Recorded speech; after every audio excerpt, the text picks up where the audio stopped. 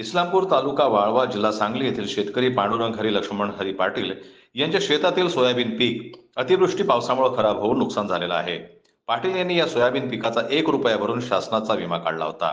त्यामुळं विमा कंपनीच्या अधिकाऱ्यांनी पीक नुकसान पंचनामा करण्यासाठी शेतकऱ्यांकडे 2,000 रुपयांची मागणी केली होती. पैसे दिले नाही तर पंचनामा करणार नाही असे सांगितल्यानं पांडुरंग पाटील यांचा मुलगा विकास पाटील यांनी 2,000 रुपये दिले होते.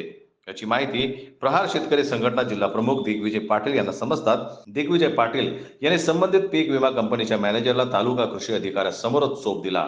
यावेळी परिसरातील शेतकरी व प्रहार शेतकरी संघटनेचे कार्यकर्ते मोठ्या संख्येने उपस्थित होते.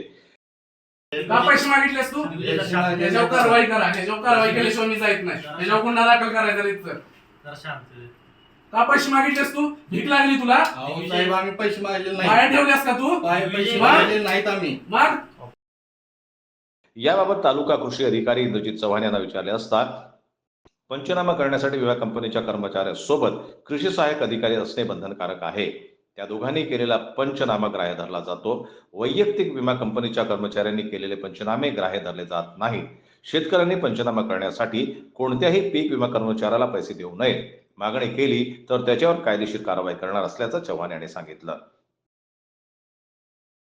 जनमत लाईव्ह न्यूज करता छत्रपती संभाजीनगरहून दिलीप वरगड यांची रिपोर्ट.